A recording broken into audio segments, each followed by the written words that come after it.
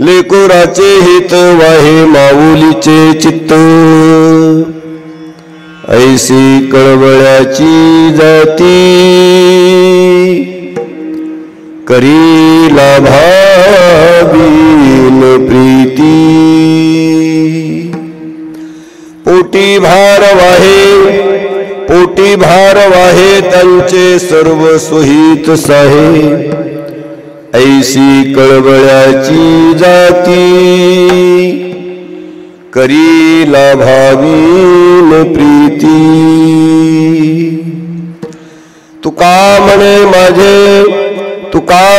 माझे तुम्हा संतावरी ओझे ऐसी कळवळ्याची जाती करी लाभावीन प्रीती विठ्ठल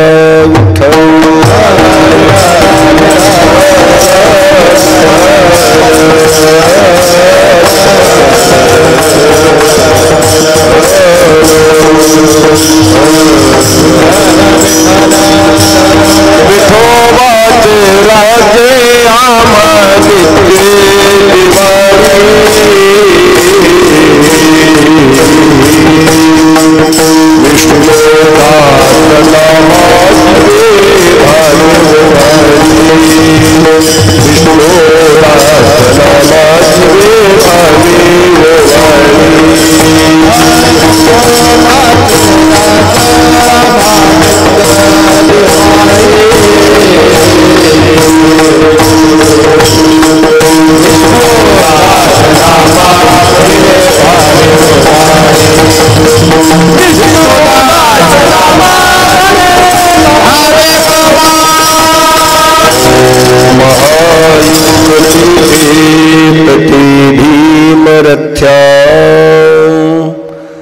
वरं पुंडरीकाय दातुं मुनीन्द्रैः समागत तिष्ठन्तमानन्दकन्दं परब्रह्मलिङ्गं भजे पाण्डुरङ्गम्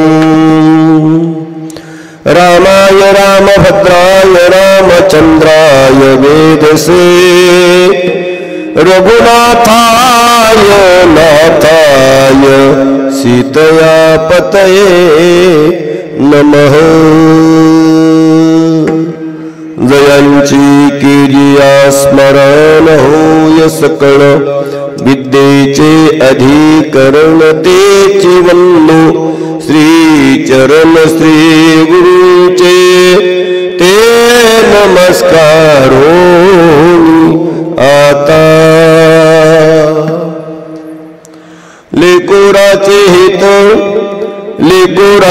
हित वाहे माऊलीचे चित्त ऐसी कळवळ्याची जाती करी लाभावीन प्रीती.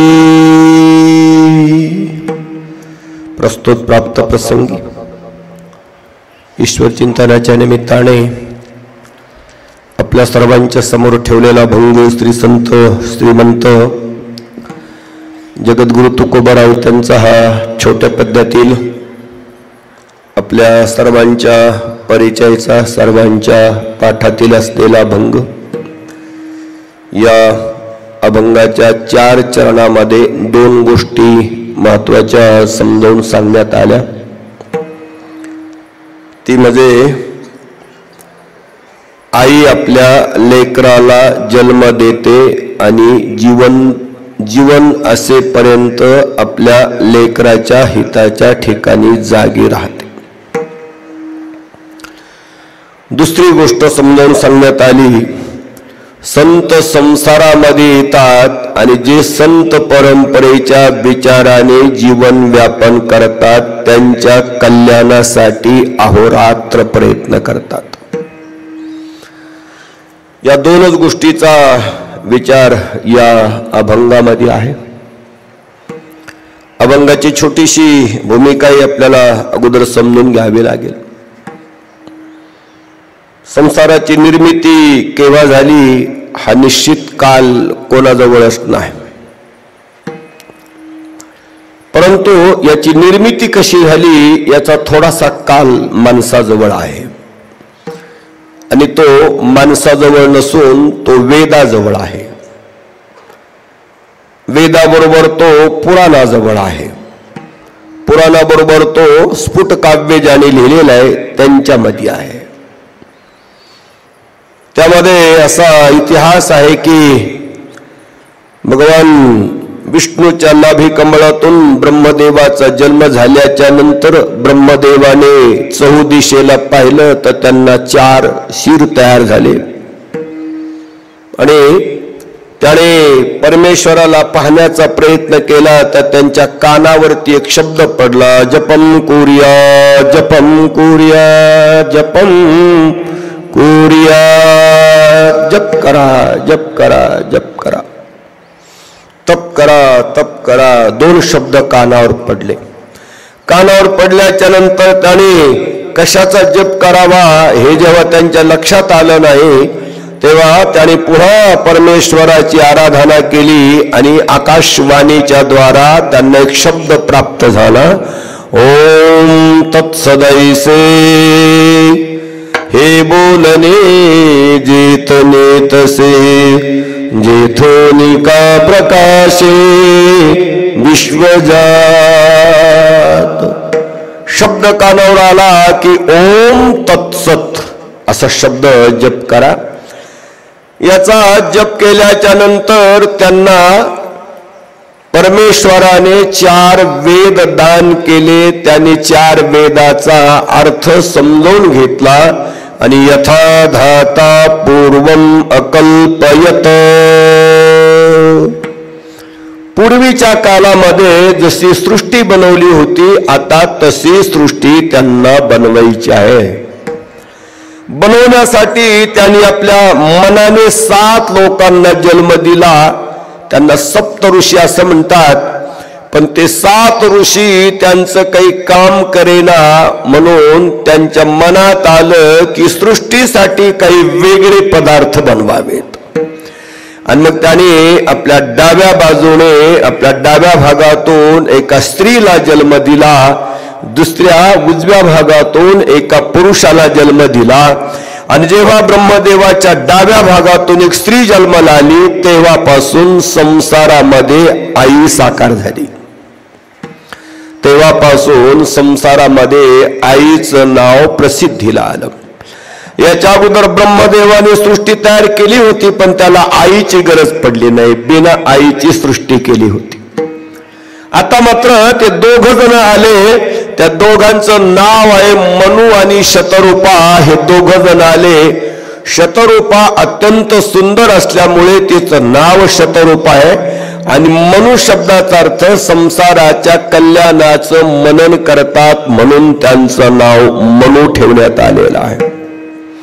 योगायोगाने या परिवारामध्ये मोठी चर्चा पुढे श्रीमद भागवतामध्ये, रामायणामध्ये, उपनिषदामध्ये, अन्य ग्रंथामध्ये पाहायला मिळेल. फक्त मला त्यातून एवढीच गोष्ट घ्यायची आहे की आईचा जन्म केव्हा झाला असं विचारल्याच्या नंतर हे समजायचं की माझ्या आईचा जन्म आता झाला इथपर्यंत ठीक आहे, परंतु या संसारातल्या आईचा जन्म होत असताना तो आणि ब्रह्मदेवाच्या अर्ध्या भागापासून झालेला आहे. अर्ध्या भागापासून आईचा जन्म झाला.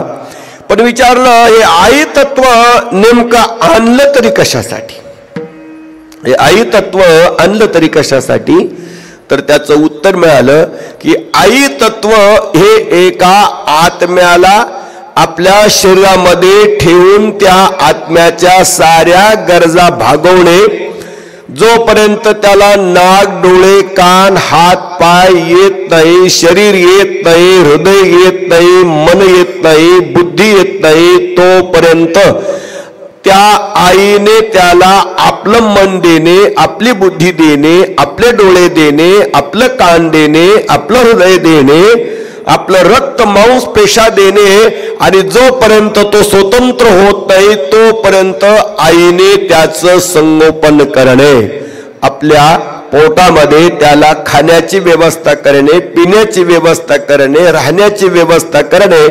आणि जेव्हा तो सुदृढ होईल त्यावेळेला त्याच्यामध्ये परमात्म्याने आत्मा बसवल्याच्या नंतर त्याला त्याचं कार्य करायला लागल्याच्या नंतर आपल्या शरीरातून त्याला बाहेर टाकणे, बाहेर ठेवणे आणि बाहेरचं जगत दाखवणे. आणि ते बाहेरचं जगत जोपर्यंत कळत नाही तोपर्यंत तिने त्याचा सांभाळ करणे एवढंच आईचं काम. विठ्ठल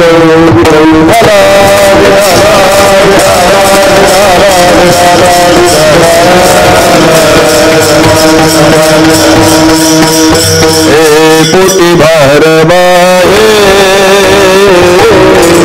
पोटी भारवाहे,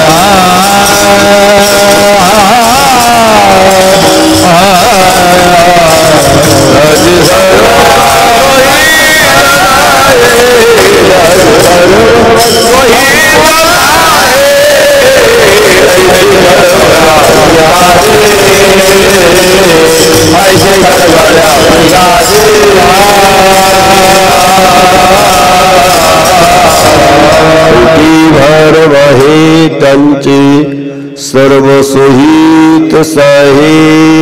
आणि म्हणून जगद्गुरु तुकोबारायाने हे शब्द वापरले. पोटामध्ये जी व्यक्ती ज्यांचा भार वाहते ती व्यक्ती त्यांच्या सर्व हिताची व्यवस्था करत राहते. छोटे मोठे 2-3 उदाहरणं आपण घेऊया. जमिनीमध्ये बीज टाकल्याच्या नंतर जोपर्यंत ती पृथ्वी त्याला अंकुरित करून वर लावून जोपर्यंत त्या बीजाला फळ येत नाही तोपर्यंत त्याला आपल्या सामर्थ्याने त्याला ती मोठं करत राहते.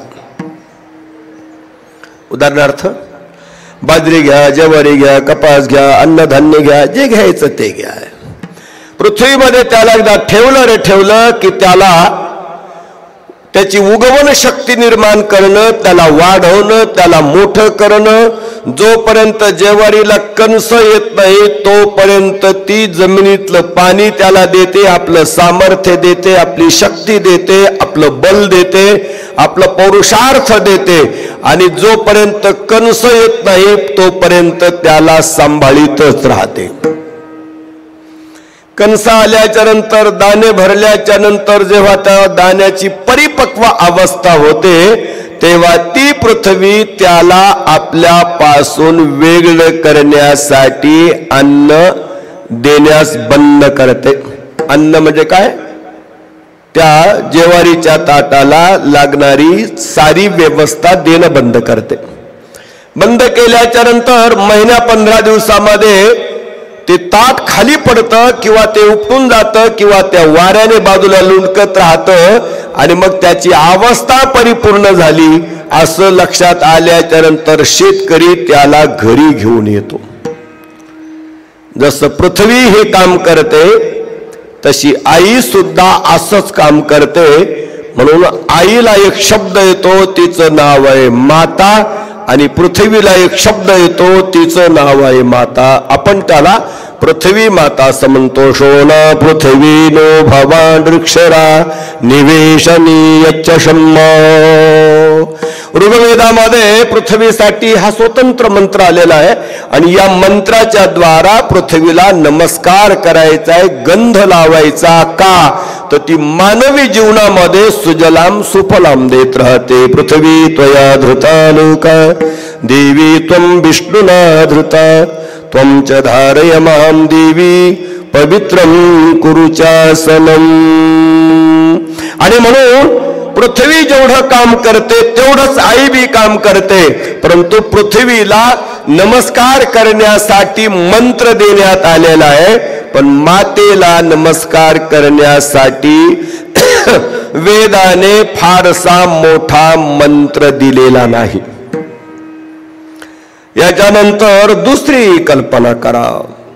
पाणी कुठपर्यंत माणसाच्या जीवनाशी संबंध ठेवतं, तर जोपर्यंत व्यक्तीला तहान लागलेली आहे ती तहान भागवणे, व्यक्तीला पाण्याच्या जेवढ्या गरजा आहेत तेवढ्या गरजा भागवणे, तोपर्यंत पाणी त्याला मदत करत राहतं.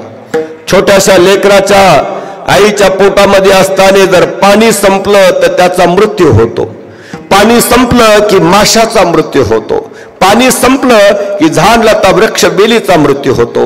पाणी संपलं मानवाचा मृत्यू होतो. आणि म्हणून मानवाच्या मृत्यूला सजग ठेवण्यासाठी पृथ्वी जसं काम करते तसं पाणी बी काम करतं. आणि म्हणून पाण्याला बी केव्हा केव्हा ऋग्वेदामध्ये फार मोठं महत्व दिलेलं आहे. हो, ऋग्वेदामध्ये त्याला बी फार मोठं महत्व दिलंय. त्याच्यासाठी सूक्त आलेले आहेत. केव्हा केव्हा तर पाऊस पडला नाही तर तो पाऊस पडावा याच्यासाठी ऋग्वेदामध्ये 3 प्रकारचे सूक्त आलेले आहे. आणि त्या 3 प्रकारचा सूक्त आणि जप करून नवीन आलेल्या नदीच्या पाण्याला, नवीन आलेल्या गंगेच्या पाण्याला, नवीन आलेल्या विहिरीच्या पाण्याला, नवीन आलेल्या नाल्याच्या पाण्याला, नवीन आलेल्या बोरच्या पाण्याला गंध अवक्षण करून पूजा करण्याचं विधान आहे. विधान विधान विधान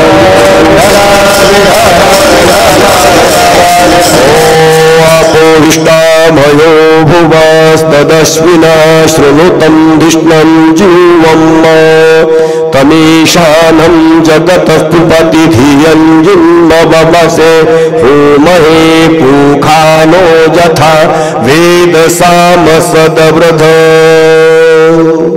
आणि म्हणून जसं पाण्याचं महत्व आहे, पृथ्वीचं महत्व आहे, तसंच आईचं महत्व आहे. थोडं जरा पुढे चालतो, आणखी 1-2-3 महत्व आपल्याला समजावून सांगतो. योग आयोगाने लेकरू जन्माला आल्याच्या नंतर त्याला आईच्या दुधापेक्षा दुसऱ्या एका व्यक्तीच्या दुधाची गरज पडते, आणि त्याचं नाव आहे गाय. गाईचं दूध हे तुम्हाला जन्माला आल्याबरोबर पिण्याची आवश्यकता आहे. त्याच्यानंतर लेकरू थोडं मोठं झालं की थोडं जास्त दूध द्यायचं. लेकरू थोडं मोठं झालं, त्याची भूक मोठी झाली की दुधावरती भागत नसली तर मग त्याला दुधामध्ये भाकरी चुरून द्यायच्या. घरातली संख्या मोठी झाली, आता दूधच कमी पडतंय, तर अशा वेळेला चहामध्ये त्याला दूध द्यायचं आहे. आणि म्हातारा झाल्याच्या नंतर, आजारी पडल्याच्या नंतर, दवाखान्यामध्ये गेल्याच्या नंतर जे फळ चालणार नाही, अन्न चालणार नाही, पाणी चालणार नाही, अशा वेळेला फक्त दूध द्यायचंय. आणि ज्या दिवशी दूध घेणार नाही त्या दिवशी लोकांना फोन करायचा, आता दूध घेत नाही, आता दूध घेत नाही. दूध घेत नाही याचा अर्थ काय? आता शेवटच्या घटकेला आहे. म्हणजे याचा अर्थ दूध आपल्या जन्मापासून तर आपल्या मृत्यूपर्यंत कारणीभूत आहे. मेल्याच्या नंतर सावडायला बी दूध लागेल, 10व्याला बी दूध लागेल, 13व्याला दूध लागेल, पक्ष जीव घालायला दूध लागेल, महिना जीव घालायला दूध लागेल, वर्ष श्राद्धाला दूध लागेल. जेव्हा जेव्हा आईची आठवण येईल, वडिलाची आठवण येईल, तेव्हा तेव्हा छोट्याशा वाटीमध्ये दुधाचा नैवेद्य ठेवायचा आणि आपल्या आईचं स्मरण करायचं, आपल्या वडिलाचं स्मरण करायचं, इष्टदेवतेचं स्मरण करायचं आणि त्याच्या द्वारा हे अन्न मी तुम्हाला देतो असं मानसिक समाधान करायचं. आणि तेवढ्यावरती आईची भूक भागून जायची. याचा अर्थ जीवनाच्या आरंभापासून तर शेवटच्या टोकापर्यंत ज्या व्यक्तीच्या परोपकाराची गाथा गायली जाते तिचं नाव आहे गाय. आणि म्हणून गाईला एक शब्द येतो, तिचं नाव आहे गोमाता. तिचं नाव आहे गोमाता. पृथ्वी माता, जलदेवता, मातृदेवता आणि गायत्री माता. अजून जरा थोडं पुढे जातो.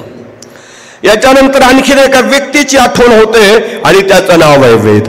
आपण संसारामध्ये आलो, आपल्याला काही ज्ञान नाही, पण या संसाराचं पूर्णपणे ज्ञान ऋषीमुनींच्या अंतःकरणात जर कशामुळे आलं असेल तर त्याचं नाव आहे वेद.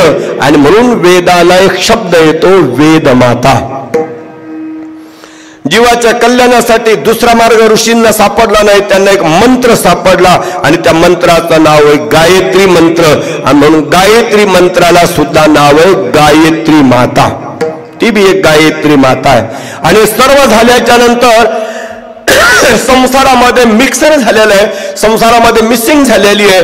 जगत आणि जीवात्मा हे दोघं एक झालेले आहे. परमात्मा गायब झालेला आहे, परमात्मा संसारामध्ये दिसत नाही, जीव कोण आहे कळत नाही. आणि पृथ्वी आपला किंवा अन्य जड पदार्थ आपला पगडा टाकून जीवाला भुलू पाहत आहे. अशा वेळेला जीवाला व्यवस्थित ज्ञान करून देण्यासाठी एका व्यक्तीची गरज पडते आणि त्या व्यक्तीचं नाव आहे गुरु. म्हणून गुरुला बी एक नाव आहे गुरु माता. गुरु हा संत कुळीचा राजा, गुरु हा संत कुळीचा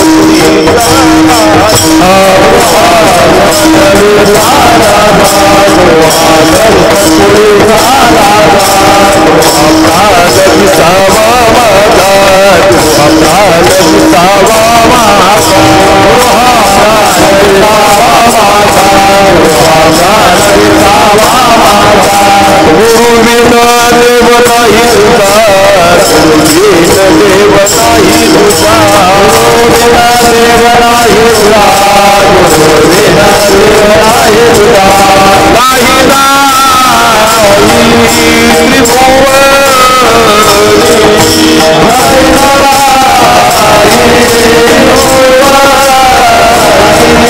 नाही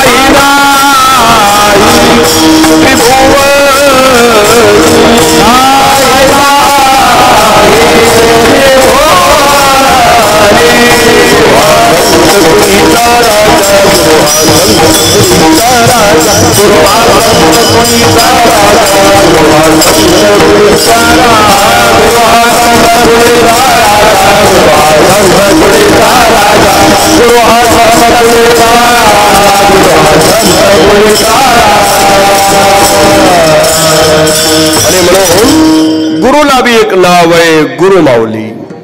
वेदाला एक नाव आहे वेद माता. गुरुला, वेदाला, गायत्रीला एक नाव आहे गायत्री माता. गाईला एक नाव आहे गोमाता. पृथ्वीला एक नाव आहे पृथ्वी माता. आणि या सर्वांचा संगतीमध्ये राहण्यासाठी जिने आपल्याला शरीर दान केलं आणि शरीराचा पूर्णपणे सांभाळ केला त्या व्यक्तीला एक नाव आहे आणि तिचं नाव आहे माता. बाकीच्या पुढे वेगळे वेगळे नावाने माता शब्द पुढे आहे.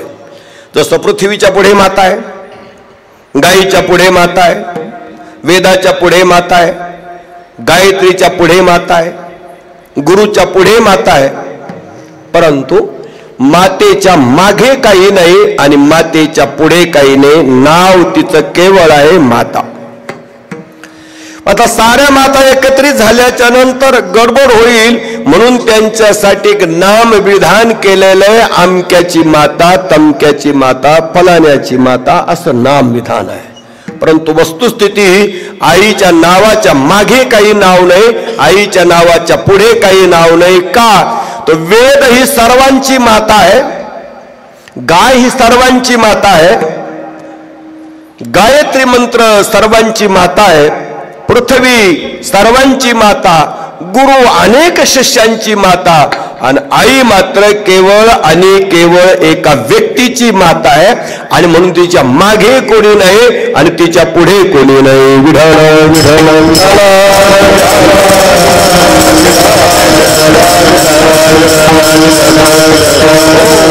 काय अशी ही माता काय करते, काय किमया या मातेमध्ये आहे असं विचारल्याच्या नंतर महाराजाने सांगितलं की ती लेकराला जन्म देते आणि जीवनभर लेकराच्या हितामध्ये रममान राहते. हे या अभंगाच्या पहिल्या चरणात आहे.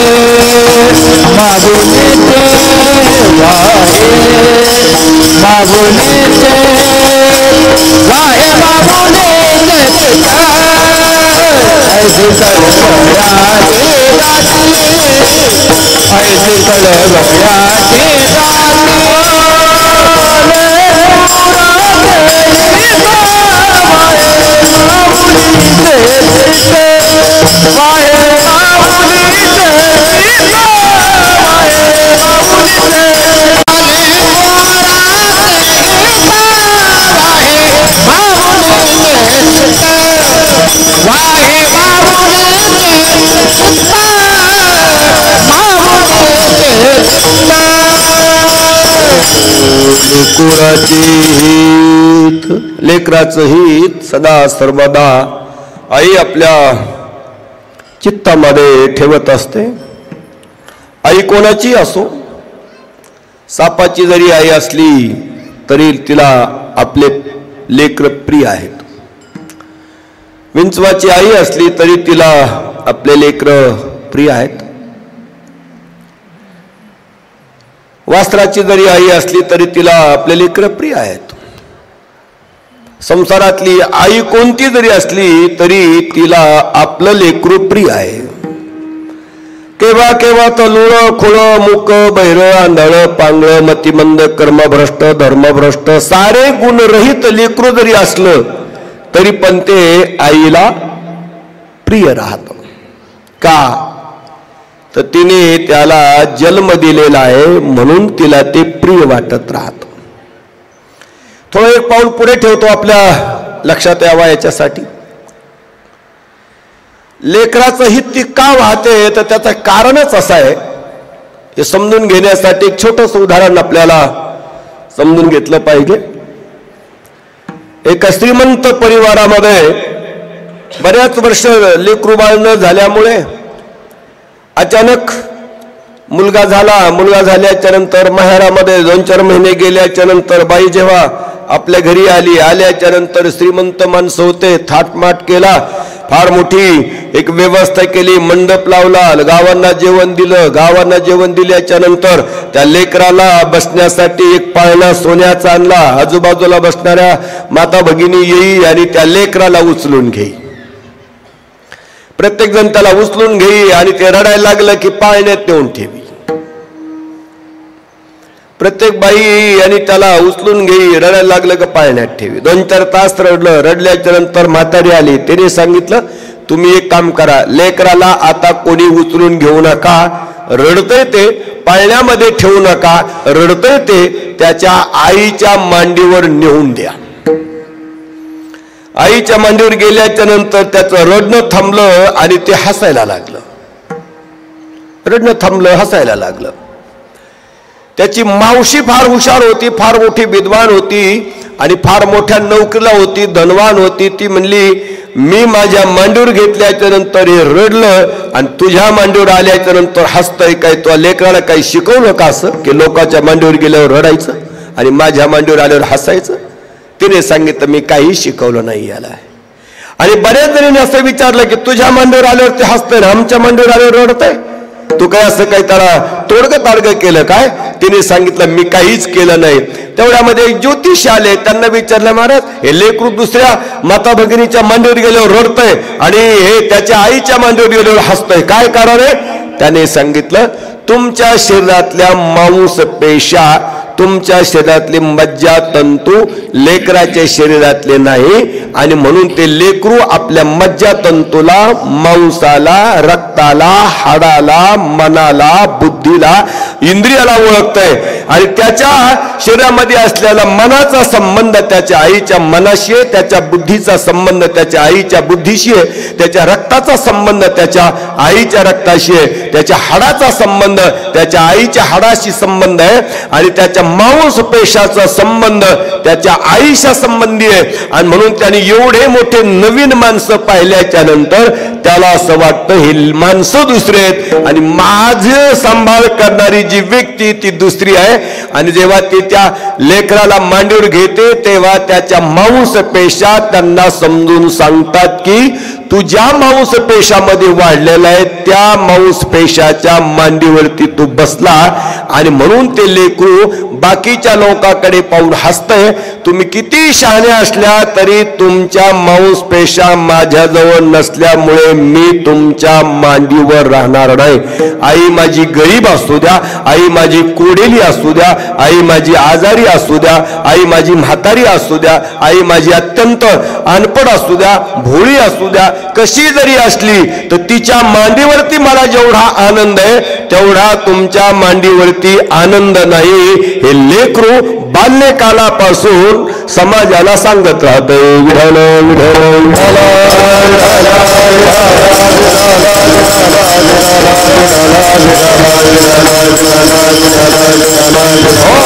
आणि एवढं लेकरू आईला समर्पक आहे, एवढं लेकरू आईला समर्पित आहे. आणि म्हणून आई आपल्या दुसऱ्या माणसाची जोखम न घेता, दुसऱ्या व्यक्तीची एवढी सेवा न करता केवळ आणि केवळ आपल्या लेकरासाठी जगत राहते. लेकराचे हित वाहे माऊलीचे चित्त. चित्त शब्दाचा अर्थ अंतःकरण. आईचं अंतःकरण लेकराच्या कल्याणासाठी सातत्याने प्रयत्न करत राहतं.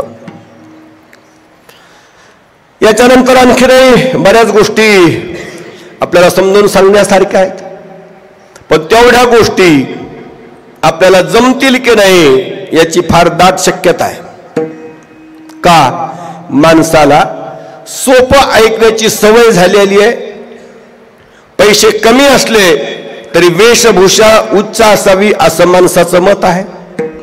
आपल्या घरी काही नसलं तरी कर्ज घेऊन आपण चांगलं जगायचं अशी माणसाची प्रवृत्ती आहे. आणि म्हणून माणसं ऐकण्यामध्ये कमजोर आहेत, बाकी साऱ्या कामामध्ये पुढे आहेत, ऐकण्यामध्ये कमजोर आहेत. अगदी साधं घरातलं उदाहरण सांगायचं ठरलं तर ज्यांच्या जीवावरती प्रपंच चालतो आपल्याला असं वाटतं त्यांनी सतत माझं ऐकत राहावं, सतत त्यांनी माझं ऐकत राहावं. हो, यद्यपि प्रपंच त्यांच्या जीवावर चालवायचा आहे, त्यांच्या जीवावरती जर प्रपंच चालवायचा असेल तर शहाण्या माणसाची समजदारी ही आहे की जर प्रपंच त्यांच्या जीवावरती चालवायचा तर आपल्याला घरातल्या साऱ्या गोष्टी त्यांच्या म्हणण्याने करायच्या, त्यांच्या म्हणण्याने वागायचं. पण माणसाचा स्वभावच तसा नाही. माणसाचा स्वभाव कोणाचा ऐकण्यामध्ये पुरुषार्थ ठेवीत नाही, ठेवीत नाही. केव्हा केव्हा वर्गामध्ये गुरुजींचं ज्ञान आणि शिष्याचं ज्ञान थोडं तफावत राहते. गुरुजी किती जरी झाले तर अनुभवी असतात, पण एखादा निबंध पाठ केल्याच्या नंतर, एखादी कविता पाठ केल्याच्या नंतर, एखादं गणित चांगलं सोडल्याच्या नंतर, एखादं इंग्रजीचं ग्रामर आपल्याला चांगलं कळल्याच्या नंतर, आपण वर्गाच्या बाहेर गेल्याच्या नंतर हळूच चर्चा करत राहतो. गुरुजींना काही कळत नाही, गुरुजींना काही कळत नाही. हे वर्गातलं उदाहरण सांगत मी, आता तुमचं घरचं सांगतो. पाहुणे रावळे घरी आल्याच्या नंतर, शेजाऱ्याचा बंगला झाल्याच्या नंतर विचारलं बहिणीने, तू इतक्या दिवस शहरामध्ये राहते, घर कसं काय बांधलं नाही? ती म्हणली बांधायला काय हरकत नाही, पण ते माझं ऐकतच नाही, ऐकत नाही. म्हणजे याचा अर्थ असा होतो, माझा ऐकत नाही याचा अर्थ माझ्याकडे त्यांच्यापेक्षा जास्त ज्ञान आहे. आणि हे जोपर्यंत डोक्यात राहतं तोपर्यंत न बंगला होतो न कोणी घरामध्ये सुखाने भाकरी खातं. का तर त्याचा अर्थ असा होतो की ज्यांचं ऐकण्यासारखं आहे त्यांचंच ऐकत जा. उगाच दारात कुत्रे उळत बसले म्हणून कुत्र्याचं ऐकायचं का तास तास? तास तास त्यांचं ऐकायचं का? नाही, ऐकायला काय हरकत नाही. चोराचा बोफाटा झाला आणि दारात कुत्रं ओरडायला लागलं तर जरूर ऐका, चोर आले की नाही खिडकी उघडून पहा, पण शेवटपर्यंत त्याचं ऐकायचंच नाही. कारण का की त्याच्या ऐकण्यामध्ये काही पुरुषार्थ दडलेला नाही.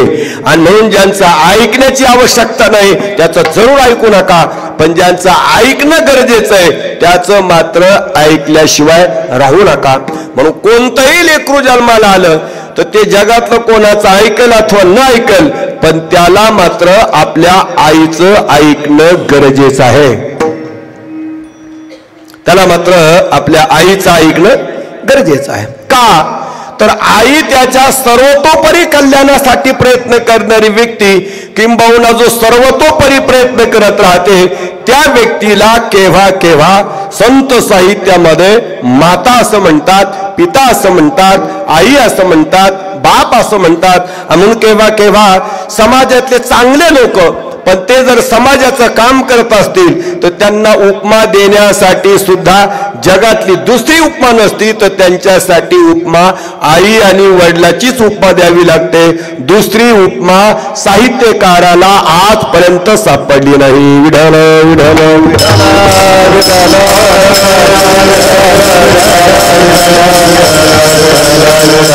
तुम्ही संत माय बाप कृपा, तुम्ही संत माय बाप कृपा,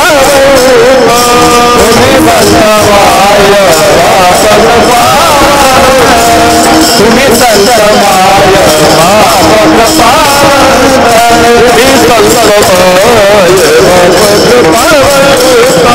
तुम्ही संत माय बाप कृपा, तुम्ही संत माय बाप कृपा, तुम्ही संत माय बाप कृपावंत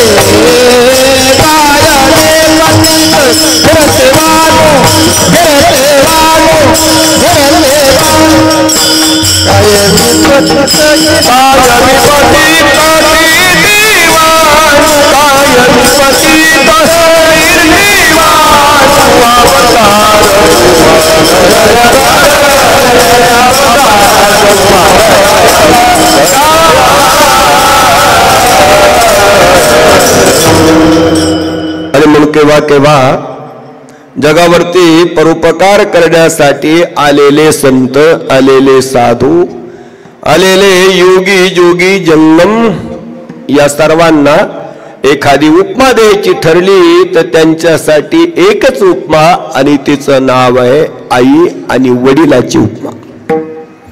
बाकी दुसरी उपमा उपमेश मिळती जुळती नाही म्हणून ती बाकीची उपमा देण्यात येत नाही. जरा थोडं पुढे जरा दुसऱ्या बाजूने आपल्याला काही गोष्टी समजून घ्यायच्या आहेत. केवळ स्त्रीचा जन्म मिळणं म्हणजे हे पुरुषार्थाचं काम नाही. केवळ पुरुषांचा जन्म मिळणं हे पुरुषार्थांचं काम नाही. ज्यांना संतती झाली नाही त्यांना कोणी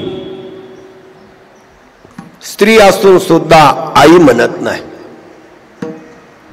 किंवा स्त्री असून सुद्धा त्यांना कोणी माता म्हणत नाही. का तर एक नाव जे फिरत राहतं ते एका व्यक्तीच्या आजूबाजूला नाव फिरत राहतं आणि ते म्हणजे लेकराच्या अवतीभोवती ज्ञान ते नाव फिरतं. एखादे गुरुजी विद्वान आहे पण चेला मिळाला नाही तर त्या गुरुजींची सारी विद्या वांज ठरली जाते. सारी विद्या वांज ठरली जाते. एखाद्या धनवानाकडे फार धन आहे पण त्या धनवानाला सत्कर्मामध्ये खर्च करण्याचा मौका मिळाला नाही तर त्याची धनसंपत्ती सुद्धा वांज म्हणून सांगितली जाते. तिला बी वांज असं म्हणतायत. उदाहरण जर सांगायचं ठरलं, या संसारामध्ये साऱ्या संपत्तीचा एक राजा आहे आणि त्या राजाचं नाव आहे कुबेर. पण कुबेराने आपल्या जीवनामध्ये 1 रुपया बी दान केला नाही म्हणून जगातल्या लोकांची नाव दानाच्या यादीमध्ये आले. कर्णाचं नाव दानाच्या यादीत आलं, सत्य हरिश्चंद्राचं नाव दानामध्ये आलं, रंतीदेवाचं नाव दानामध्ये आलं, अनेक लोकांची नावं दानाच्या यादीत आले. पण जगाचं सर्व धन ज्यांच्या जवळ आहे त्यांचं नाव कुबेर. पण अशा कुबेराचं नाव मात्र कधी उदार व्यक्तीच्या खात्यामध्ये जमा झालं नाही. म्हणजे याचा अर्थ काय की त्याच्याजवळ भरपूर धन आहे पण त्याच्या धनाच्या पुढे एक शब्द ठेवायचा आणि त्याचं नाव वांज, त्याचं धन वांज आहे. एखाद्या गाईला बछडा झाला नाही तरी माणसं तो शब्द त्याच्या पुढे ठेवतात आणि म्हणून तो शब्द महिलांच्या जीवनातून बाजूला व्हावा याच्यासाठी एक क्रांती घडते आणि त्या क्रांतीचं नाव आहे लेकराचा जन्म. लेकराचा जन्म हा त्या क्रांतीचं सर्वात मोठं द्योतक आहे. केव्हा केव्हा आपल्या जीवनामध्ये तो शब्द बाजूला व्हावा याच्यासाठी लोक लाखो रुपये खर्च बी करतात, दवाखान्याच्या वाऱ्या बी करतात. या महाराजाकडे जाय, त्या महाराजाकडे जाय, ह्या देवाला नारे फोड, त्या देवाची पूजा कर, सारं काही करतात का की आपल्या पुढचा नावाचा तो कलंक बाजूला व्हावा याच्यासाठी प्रयत्न करतात. आणि तो जरूर करावा, मी असं म्हणत नाही की करू नये, जरूर तुम्ही तो प्रयत्न करा. आपल्या नावाच्या पुढचा तो शब्द काढून टाका. पण जोपर्यंत तो शब्द तुमच्या नावाच्या पुढून जात नाही आणि जोपर्यंत तुम्हाला एखादं लेकरू तुमच्या दारात आरडत नाही तोपर्यंत तुमच्या अंतःकरणामध्ये एक विशेष शक्ती बसलेली आहे, ती जागी होत नाही. आणि त्या शक्तीचं नाव आहे प्रेम. हो, त्या शक्तीचं नाव आहे प्रेम. जोपर्यंत आपलं लेकरू जन्माला येत नाही तोपर्यंत आपली शक्ती बाहेर पडत नाही.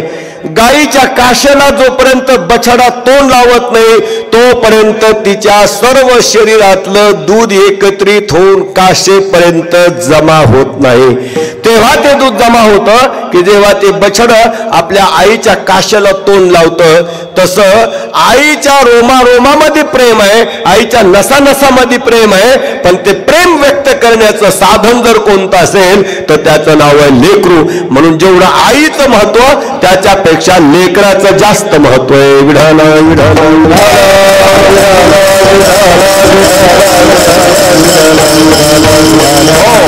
कळवाला तिच्या अंतःकरणामध्ये जागा होण्यासाठी लेकराची तेवढीच गरज आहे. हे या अभंगाच्या दुसऱ्या चरणात आहे.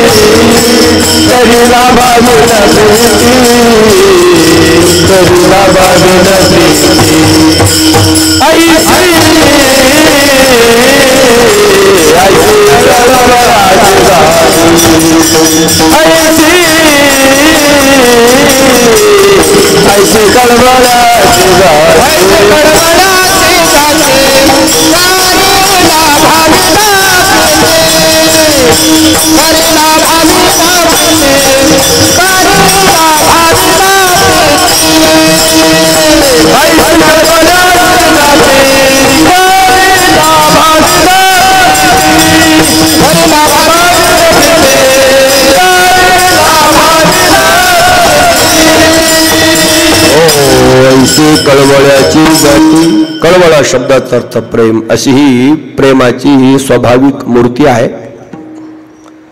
तर दोन वाक्य थोडे बाजूला जाऊन सांगतो. संसारामध्ये ज्यांना आई मिळाली नाही त्यांच्या जीवनाचं चरित्र केव्हा तरी वाचत जा. उदाहरणार्थ गल्ली गटारामध्ये जे किडे जन्माला येतात त्यांना आई नसते, म्हणून त्यांना काही प्रगती करता आली नाही. गटारामध्ये जन्माला यायचं, गटारामध्येच मरायचं. केव्हा केव्हा गाई म्हशीवरती वाज आल्याच्या नंतर त्यांना बी आई नसते, त्यांना बी बिचाऱ्याला तिथेच जन्माला यायचं, तिथेच मरायचं. त्याच्यापेक्षा त्यांची काही प्रगती नाही. का? त्यांना आई मिळाली नाही म्हणून. काही जीवनामध्ये आई मिळाली नाही पण गुरु मिळाले, त्यांची प्रगती झाल्यासारखी दिसते. उदाहरणार्थ गोरक्ष जन्माले गौरी भस्मात, कानिफाचा जन्म हत्तीच्या कानात. नवनारायणाच्या जन्माची कथा जेव्हा आपण वाचतो बारकाव्याने तेव्हा आपल्याला कळतं की त्यांना आई मिळाली नाही, पण हे कळतं की त्यांना गुरु मिळालेले आहे. गुरु मिळाले म्हणून ते जगातल्या सर्वात उच्च जाग्यावरती जाऊन थांबले. म्हणून केव्हा केव्हा असं वाटतं नाही आई मिळाली तर काही हरकत नाही, पण गुरु तरी मिळावात. अजून उदाहरण सांगेल आपल्याला. द्रोणाचार्यांना आई मिळाली नाही, त्यांचा जन्म द्रोणामध्ये झाला. कृपीचा जन्म, तिला आई मिळाली नाही तर तिचा जन्म बी एका द्रोणामध्ये झाला. द्रौपदीला आई मिळाली नाही तर यज्ञकुंडातून जन्म झाला. माता सीतेला आई मिळाली नाही तर जमिनीतून जन्म झाला. म्हणून बऱ्याच लोकांचा जन्म झाला, आई मिळाली नाही, पण त्यांना गुरु मिळाले नाही. म्हणून त्यांची प्रगती जरा मध्यम राहिली. हो, कर्णाला आई मिळाली पण शेवटपर्यंत सांगता आली नाही कोणती आहे. म्हणून तो जगातला सर्वात मोठा धनुर्धार असून सुद्धा त्याला नेमकं यशाच्या वेळेला अपमानित होऊन मागे जावं लागलं. का तर त्याला आईचं नाव सांगता आलं नाही म्हणून. बऱ्याच लोकांना आई मिळाली पण नाव सांगता आलं नाही. बऱ्याच लोकांना आईच मिळाली नाही. बऱ्याच लोकांना आई मिळाली नाही पण गुरु मिळाले. तर गुरु मिळाल्यामुळे एक अंग मजबूत असल्यामुळे त्यांना प्रगती पथावरती जाता आलं. पण आपण त्याच्यातले नाहीत की आपल्याला आई मिळाली नाही पण गुरु मिळाले. आपण त्याच्यातले नाही, आपल्याला आई मिळाली परंतु आपल्याला काही करता आलं नाही.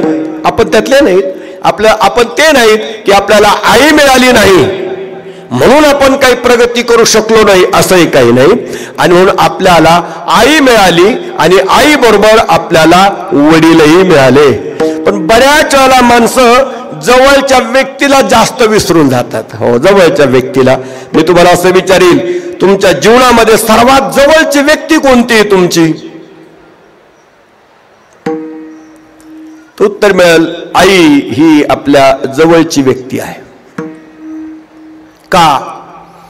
आपला जन्म झाल्याच्या नंतर आपण आपल्या वडिलाला ओळखत नव्हतो, आपल्या नातेवाईकाला ओळखत नव्हतो, आपण ज्या घरात जन्माला आलो त्या घराला ओळखत नव्हतो, आपण ज्या परिवारात जन्माला आलो त्या परिवाराला ओळखत नव्हतो, ज्या वंशामध्ये जन्माला आलो त्यांच्या आडनावाला ओळखत नव्हतो, कोणालाच ओळखत नव्हतो. फक्त ओळख करून देणारी एकच व्यक्ती होती आणि त्या व्यक्तीचं नाव आहे आई. तिने सांगितलं की हे तुझे वडील आहे, जीवनभर आपण त्यांना वडीलच मानलं. तिने सांगितलं ही तुझी आजी आहे, आपण जीवनभर तिला आजीच मानलं. तिने सांगितलं हे तुझे मामा आहे, आपण जीवनभर त्यांना तेच मानलं. तिने सांगितलं तू ब्राह्मण आहे, जीवनभर आपण ब्राह्मणच मानलं. तिने सांगितलं तू क्षत्रिय आहे, आपण जीवनभर क्षत्रिय समजलं. किंबहुना तिने जे ज्ञान दिलं त्याच ज्ञानावरती आपण जगलो, शेवटपर्यंत जगतो. परंतु वेळ प्रसंगी आपण त्या आईला कसे विसरून जातो काही कळत नाही. विढाल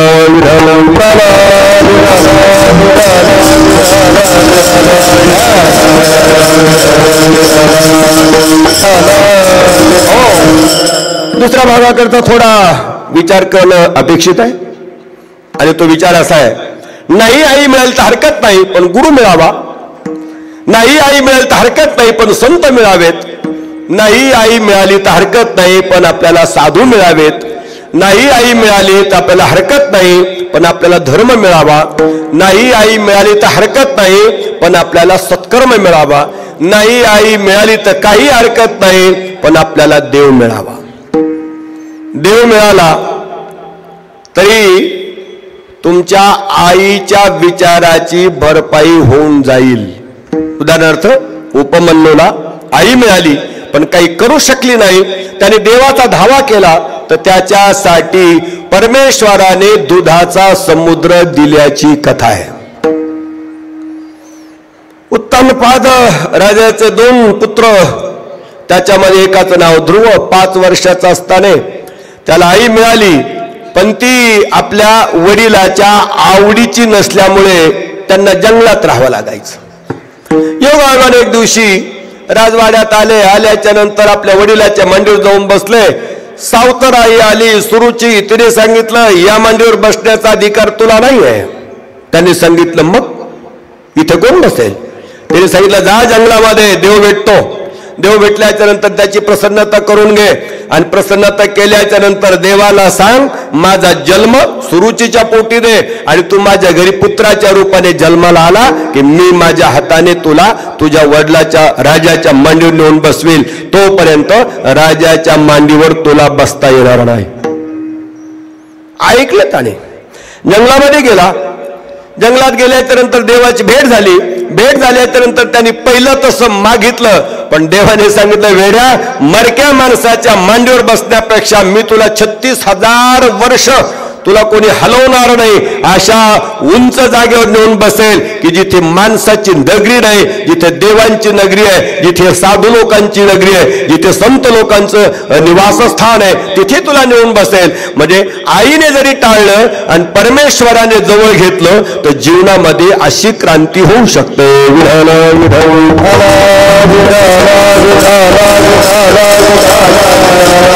शेवटच्या मुद्द्याकडे येतो.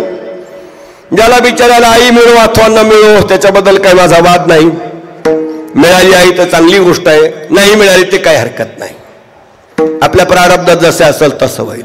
सारे माणसं प्रारब्धाच्या अंगाने लढत राहतात. इथे जेवढे माणसं जन्माला आले त्याचे दोन भाग आहेत. एक कट्टर संसारिक आहे आणि दुसरा एक संसारिक आणि पारमार्थिक आहे. जो संसारिक आणि पारमार्थिक आहे तो आपल्या जीवनातल्या साऱ्या सुख दुःखाला प्रारब्ध कारण मानतो आणि जो कट्टर संसारिक आहे तो आपल्या साऱ्या सुख दुःखाला आपल्या जवळच्या व्यक्तीला जबाबदार धरतो आणि जीवनभर त्याच्या नावाने रडत राहतो. अमक्याने माझं बिघडिलं, तमक्याने माझं बिघडिलं, त्याने माझं बिघडिलं, माझ्या भावाने माझं बिघडिलं, माझ्या चुलत्याने माझं बिघडिलं, असं ओरडत राहतो. पण जे परमार्थाने प्रपंच करतात ते मात्र तसं करीत नाही.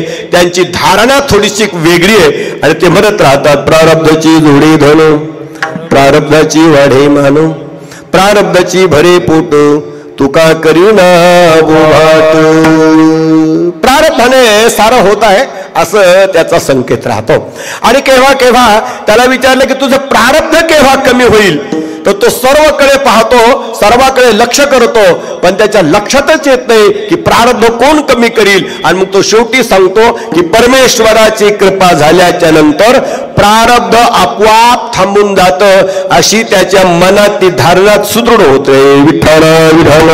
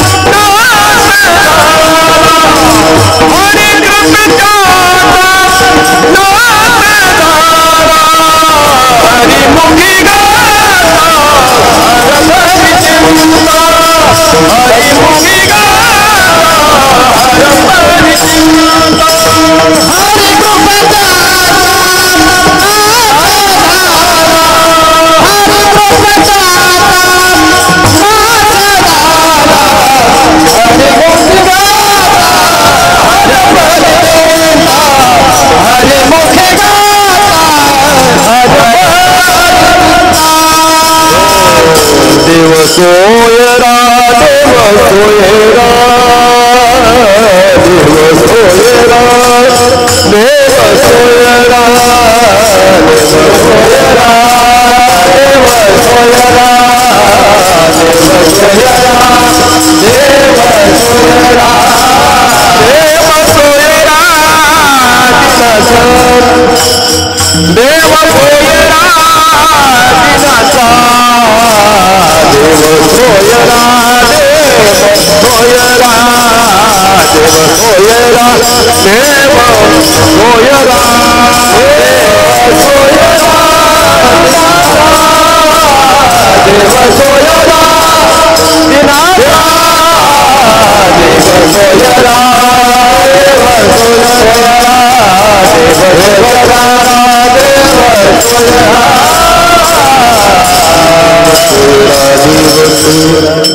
बऱ्याच लोकांना असं वाटतं की आपलं मोठं घर झाल्याच्या नंतर, मोठा बंगला झाल्याच्या नंतर बंगल्याच्या बाजूला एक मंदिर बांधू आणि तिथे एक देवाची मूर्ती बसू.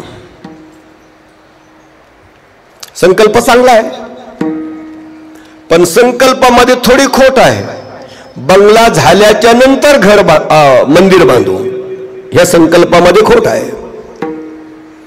केव्हा केव्हा बंगला झाल्याच्या नंतर मनात येतं की आता मंदिर बांधायला पाहिजे, परंतु घरातल्या माणसाची सल्ला घेतली, घरातल्या लोकांनी सांगितलं आपण घरात राहायचं आणि देवाने बाहेर कशाला राहायचं, त्यांना बी घरातच ठेवू, त्यांना घरात ठेवायचं. ठेवा घरामध्ये, चांगली गोष्ट आहे. पण केव्हा केव्हा माणसं इकडे तिकडे जागा देण्यापेक्षा किचनच्या रूम मध्ये, स्वयंपाकाच्या रूम मध्येच त्याला जागा द्यायची. स्वयंपाकाच्या रूम मध्ये जागा द्यायची, चांगली गोष्ट आहे. एखाद्या दिवशी नैवेद्य देण्याचं जरी विसरलं तरी स्वयंपाक होता होता देवाला वास येईल. आज पुरण झालं, आज पोळी झाली, आज भात झाला, आज भाजी झाली, आज भाकरी झाल्या, आज हे झालं, ते झालं, शिरा झाला, उपमा. विसरलं तरी देवाला समाधान वाटेल. नाही देता आलं तर काय हरकत नाही, पण गंध सुगंध तरी आपल्याला आला, चांगली गोष्ट आहे. हे व्हावंच जीवनामध्ये. पण केव्हा केव्हा त्याच घरामध्ये काळ्या पेशा शिजायला आल्याच्या नंतर त्याची दुर्गंधी जर देवाच्या नाकाला गेली आणि त्याने जर बाजू पलटली तर मग बंगला विकत घ्यायला सुद्धा कोणी येणार नाही. जुन्या काळातले लोक गडीचे वाडे बांधायचे, गडीचे वाडे बांधायचे, उंच उंच वाडे बांधायचे. पण त्या वाड्याच्या 4 कोपऱ्याला 4 माणसं जिवंत गाडायची. त्यांचा एवढा शाप लागला, एवढा शाप लागला, गडीच्या वाड्यावरचे माणसं राहणारे तर गेले, त्यांच्या जमिनी गेल्या, त्यांचे घरं गेले, त्यांचे दारं गेले, त्यांचे लेकरं लोकांच्या घरी काम मागते, त्यांना कामही मिळाना. शेवटी त्यांच्या मनात आलं की गडीची माती तरी विकू. ती विकायला काढली तरी ती कोणी घ्यायना. का की तिथे 4 जणांचा बळी गेलेला आहे. आणि म्हणून घर बांधल्याच्या नंतर देव त्याच्यामध्ये जरूर ठेवा, परंतु देवाच्या पुढे असं काही होणार नाही याची थोडी जबाबदारी शहाण्या माणसाने घ्यायची. शहाण्या माणसासाठी, वेड्या माणसासाठी आपण काही सांगतच नाही, कारण वेड्याला सांगण्यासाठी किती काही जग पडलं, किती काही सांगणारे, किती काही ऐकणारे, आपला त्याच्याशी काही मतलब नसतो. आणि म्हणून योगायोगाने सभ्य परिवारामध्ये ही गोष्ट जरूर आहे की तुमच्या घरामध्ये एक देव असला पाहिजे, दुसरे तुमच्या घरामध्ये एक संत असले पाहिजे, तिसरे तुमच्या घरामध्ये एक डॉक्टर असले पाहिजे चांगले, चौथे तुमच्या घरामध्ये एक चांगले वकील असले पाहिजे, आणि 5वे तुमच्या घरामध्ये एक चांगले पत्रकार असले पाहिजे. पत्रकार असतील तर त्यांना भविष्य कळतं, वकील असतील तर काही झंझट झाली तर ते तुमचा प्रपंच बसवण्याचं काम करतील, डॉक्टर असले तर आरोग्याची मदत करतील, देव असेल तर तुमच्यावरचे संकट झेलून टाकील, आणि संत तुमच्या जवळ असतील तर त्या घरातला मनुष्य मृत झाल्याच्या नंतर यमराजाची हिंमत नाही की ज्या घरामध्ये संतांची पूजा आहे, ज्या घरामध्ये संतांच्या पोथीचं वाचन आहे, ज्या घरामध्ये संतांचं आराधना आहे, त्या घरातल्या व्यक्तीला घेऊन जाण्यासाठी यमराजाची येण्याची हिंमत नाही. नका जाऊ तया गावा, नामधारकाच्या शिवा, सुदर्शने यावा, घरटे फिरे भोवताली, यम सांगी दूता, तुम्हाला ही तिथे सत्ता. जेथे हो हरी कथा, सदा घोष नामाचा. आता छोटासा प्रश्न तुम्हा सर्वांना समुदायाला विचारायचा, सामुदायिक विचारायचा आहे. ज्याला उत्तर देत्या, ज्याला नाही देता आलं तर काय हरकत नाही, प्रश्न लक्षात ठेवा. दुसऱ्या एखाद्या वेळेला मौका मिळाला तर कोणाला तरी विचारा, पण त्या प्रश्नाचं उत्तर प्राप्त करून घेतल्याशिवाय मरू नका. हो, प्रश्न एवढाच आहे की मेल्याच्या नंतर तुम्हाला देवाने नेहायला यावं असं वाटतं का यमाने नेहायला यावं? प्रश्न एवढाच आहे, साधा प्रश्न आहे, लय मोठा नाही. आज तो प्रश्न एका कोणाच्या बगलातला नाहीये, एखाद्या कवीचा प्रश्न नाहीये. तो प्रश्न धृतराष्ट्र जेव्हा मरणासमयी आणि सनत कुमार आदी 4 भावंडाला शरण गेला आणि त्या 4 भावंडाने 4 अध्याय सांगितले धृतराष्ट्राला. त्या ग्रंथाचं नाव आहे सनत सुजाती दर्शन. पण दुर्दैव असं की ते संस्कृतमध्ये ग्रंथ आहे, मराठीमध्ये त्याचा अनुवाद नाही, म्हणून महाराष्ट्रामध्ये त्याची विशेषता नाही. प्रश्न तेवढाच आहे. प्रश्न कोणता आहे? प्रश्न तेवढाच आहे, छोटासा आहे, फार मोठा नाही आहे. प्रश्न छोटा आहे. मेल्याच्या नंतर यमराजाने आपल्याला न्यायला यावा का धर्मराजाने न्यायला यावा? उदाहरण सांगेल त्याच्यासाठी.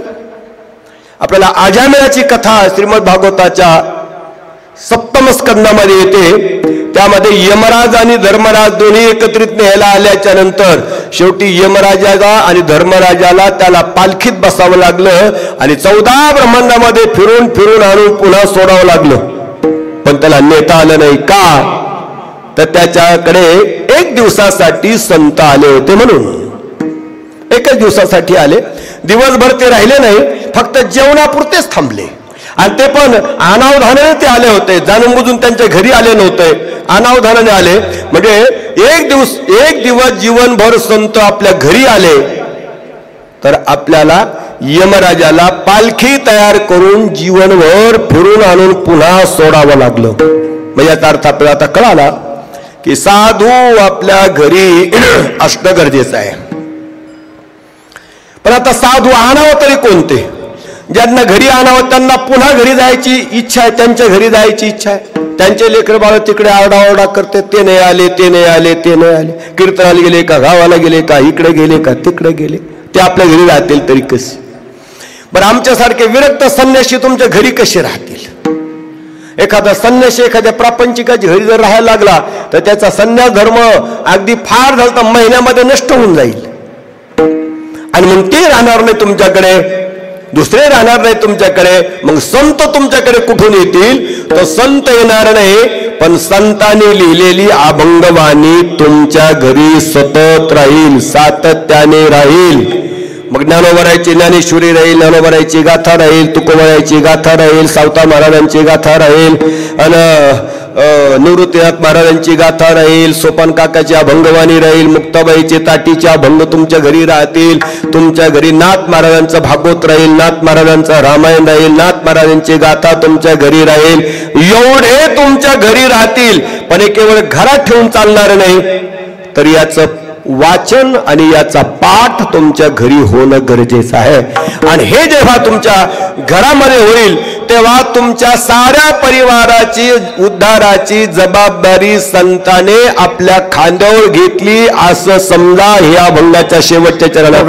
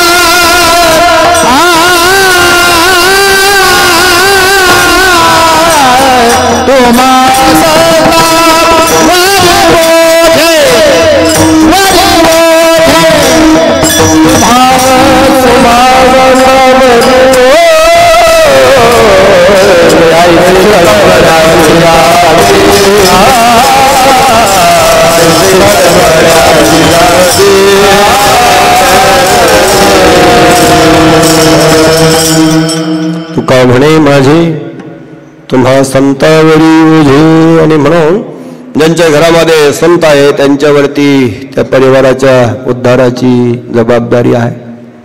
आपल्याला असं वाटतं की आपल्या परिवाराचा उद्धार व्हावा त्याच्यासाठी आपल्या घरी संत पाहिजे. पण ते संत कोणते पाहिजे हे तर विचाराचे संत पाहिजे, शरीराचे संत नको आहे. शरीराचे संत तेवढ्या पुरते ठीक आहे, भेटले नमस्कार केला, असले 2 रुपये जवळ पायावर ठेवले, हात जोडले, महाराजांना महाराज जरा आशीर्वाद द्या आमच्या परिवाराला, इथपर्यंत ठीक आहे. पण सातत्याने अहोरात्र आणि जीवनभर तुमच्या बरोबर संतांची संगती असणं अपेक्षित आहे आणि ती ग्रंथाच्या रूपाने तुम्हाला मिळेल. नवनाथाची पोथी तुमच्या घरी असली तर समजा की नवनाथ तुमच्या घरी आहे. गुरुचरित्र तुमच्याकडे असेल तर समजा तुम्ही गुरु दत्तात्रय तुमच्या घरी आहे. वेद तुमच्या घरी असले तर समजा गायत्री माता आपल्या घरामध्ये आहे. रामायण आपल्या घरात असेल तर समजून घ्या राम लक्ष्मण सीता आपल्या घरामध्ये आहे. भागवत आपल्या घरात असेल तर समजून घ्या भगवान श्रीकृष्ण राधा राणी आपल्या घरामध्ये आहे. ज्ञानोबराची ज्ञानेश्वरी आपल्या घरात असली तर समजा ज्ञानोबराय आपल्या घरी आहे. तुकोबरायची गाथा आपल्या घरात असली तर समजा तुकोबराय आपल्या घरी आहेत. सावता महाराजांची गाथा आपल्या घरी असेल तर सावता महाराज आपल्या घरी आहेत. आता हे घरी असून चालत नाही तर त्यांचा आदर बी तेवढ्या प्रमाणामध्ये झाला पाहिजे. नाही तर आई वडील घरामध्ये आहेत पण अनादर घरात असल्यामुळे ते असून नसण्यात जमा आहेत. आणि मला असं वाटतं ज्यांच्या वर्षश्राद्धाच्या निमित्ताने आपण एकत्रित आलो, जमा झालो, त्यांचं नाव बी जपकर असं नाव, बरोबर आहे? जपकर, बरोबर आहे, जपकर. इतिहास तुम्ही जर मागे मागे मागे मागे पाहत गेलात तर ज्या व्यक्तीमुळे तुम्हाला हे जपकर नाव प्राप्त झालं असेल ते कोणी ना कोणीतरी एखादा चांगला व्यक्ती असेल, चांगला प्रापंचिक असेल. ते बिचारे एखाद्या देवतेचा जप करत असेल, जारण मारण उच्चाटन मोहन स्तंभन यंत्र तंत्र मंत्र याचा जप करत असतील, एखाद्या शाक्त उपासनेचा जप करत असतील, सूर्यनारायणाचा जप करत असतील, कुठल्या ना कुठल्या तरी साधनेचा ते जप करत असतील म्हणून तुम्हाला जपकर असं नाव पडलं असावं. नाही तर तुमचा इतिहास सांगणारे जे लोक येतात ते आल्याच्या नंतर तुम्ही त्यांना विचारा की आमचं आडनाव जपकर कशामुळे पडलं, ते तुम्हाला जरूर सांगतील. पण ते तुम्हाला सापडले पाहिजे, त्याला नगाद असं म्हणतात. जुन्या काळात ते श्रीमंत माणसाच्या लग्नामध्ये यायचे आणि खूप खूप कुळ्या सांगायचे, 52 100 150 200 कुळ्या सांगायचे आणि त्यांना हा सारा इतिहास माहिती असायचा. परंतु आडनावच जपकर असल्यामुळे असा अंदाज येतोय एक कमीत कमी लई 24 तास जप करत नसले पण थोडा वेळ तरी जप करत असतील, थोडा वेळ तरी जप करत असतील. जरा 2 वाक्य आता सांगायचे आणि कीर्तनाची वेळ मर्यादा संपलेली आहे. तुम्ही शांत चित्ताने ऐकून घेतलं म्हणजे काय फारच ते पोथी लांबण्यासारखी अवस्था नाही आहे. जीवनामध्ये आल्याच्या नंतर मनुष्य घाई गर्दीमध्ये अनेक कामं विसरून जातो, अनेक कामं विसरून जातो. केव्हा केव्हा आता माता भगिनी सण उत्सवाचे दिवस आले तर दिवसभर जेवायचं विसरून जातात आणि पुरणपोळ्याचा स्वयंपाक केल्याच्या नंतर सर्वांना वाढून दिल्याच्या नंतर मग त्यांना आठवण येते की आपण जेवलो नाही आज सकाळपासून. म्हणजे किती महत्वाचा विषय पण विसरून जातात. का? ती घाई गर्दी तशी असते म्हणून. तसं जीवनामध्ये कामाची घाई गर्दी झाली, परिवाराची घाई गर्दी झाली, आपल्या प्रारब्धाने आपल्याला मदत केली नाही, स्मरण झालं नाही, आठवण झाली नाही, कोणी भेटलं नाही, कोणी सांगणारं मिळालं नाही, तर अशा वेळेला आपल्या जीवनाचं सार समजून घेण्यासाठी कीर्तन म्हणा, प्रवचन म्हणा, भजन म्हणा, पूजन म्हणा हे करणं आणि ऐकणं असतं. पण ते जर झालंच नाही आणि तसं न होता जर यदा कदाचित एखाद्या व्यक्तीचा प्राण गेला तर त्यांच्या कल्याणासाठी त्यांच्या पाठीमागे जे लोक राहिले त्यांच्या काही जबाबदाऱ्या आहेत, त्यांच्या काही जबाबदाऱ्या आहेत.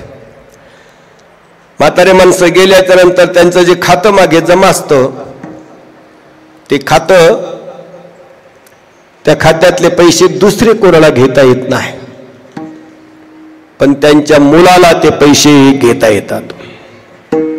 का की दोघांचा काहीतरी संबंध असतो. तशी जमीन आपण घेतली तर आता फार टॅक्स भरावा लागतो नावावर करायला, पण बापाच्या नावावरची जमीन लेकराच्या नावावर आणण्यासाठी काही टॅक्स भरावा लागत नाही. शासनाला बी मान्य हे टॅक्स घ्यायचा नाही, शासनाने माफ केले, असा टॅक्स नाही घ्यायचा.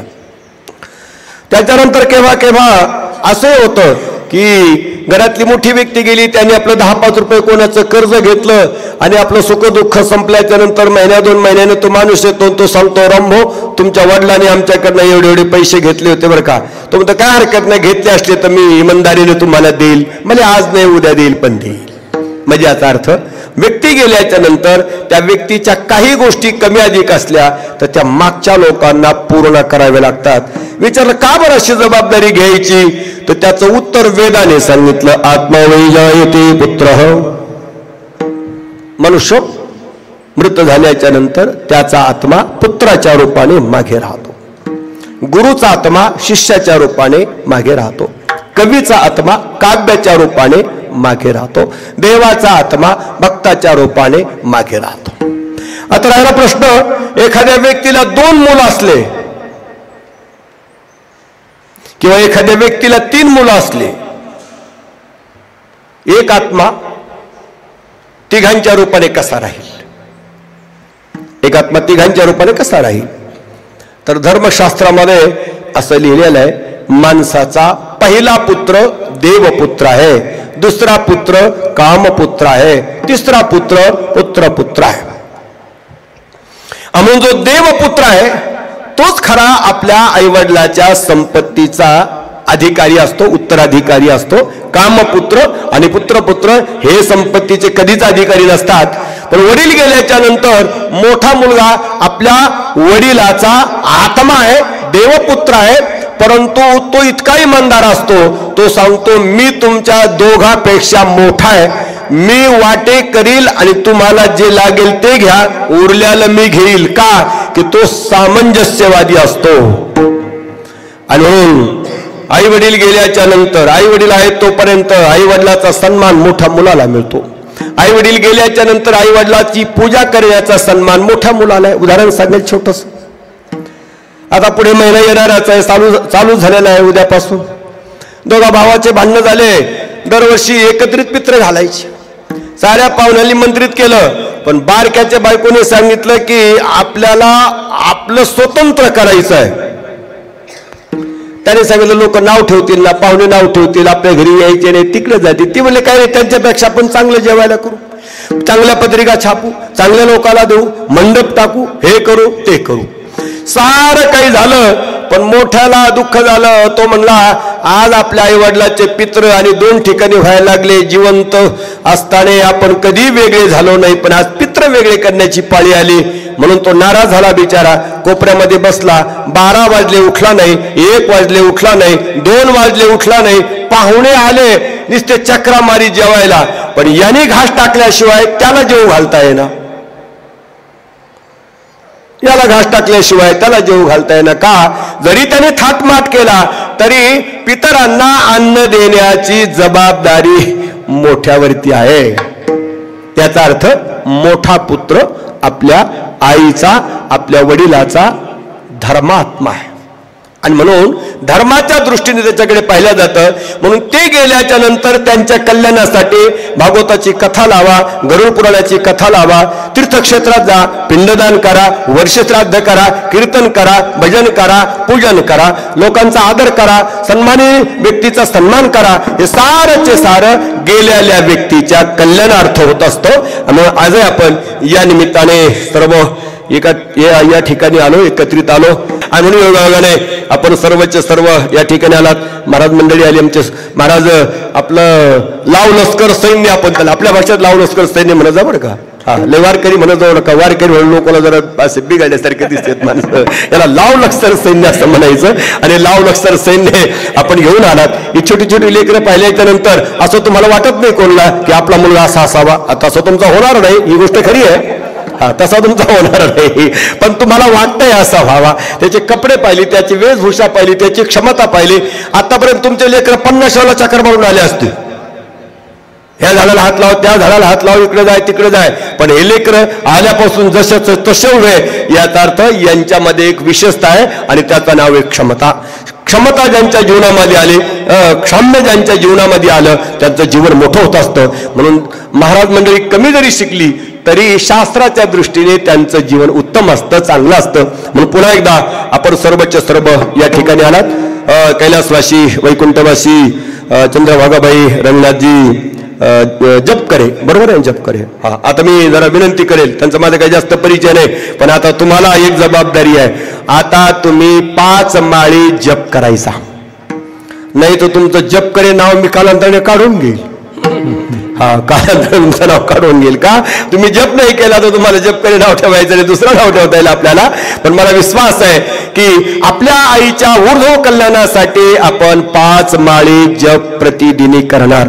भले ते रामकृष्ण हरीचा करा, ओम नमः शिवाय करा, जो तुम्हाला आवडतो तो करा, ज्या गुरुकडून तुम्ही मंत्र घेतला तो करा. पण जप केल्याने माणसाला मोठा आधार मिळतो. आपल्या सर्वांच्या पुण्याईने गेलेल्या व्यक्तीला पुन्हा तुमच्या आमच्यासारखं मनुष्य शरीर पुन्हा मिळावं अशी एक मंगल कामना करतो. आता 100% कीर्तन समाप्त झालं. विठोबार खुमाई, ज्ञानेश्वर मावळे, नागराज मावळे, ज्ञानेश्वर मावळे, नागराज मावळे, महाराज ज्ञानेश्वर मावळे, नागराज मावळे, ज्ञानेश्वर मावळे, नागराज मावळे, ज्ञानेश्वर मावळे, नागराज मावळे, ज्ञानेश्वर मावळे, नागराज.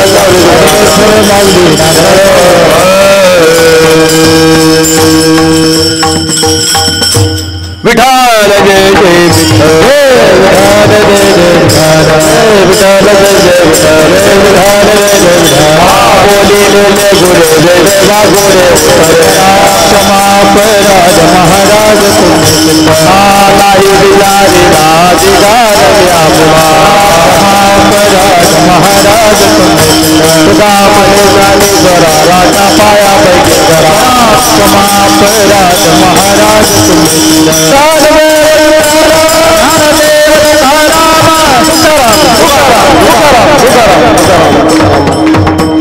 पुंडरीक विठ्ठल श्री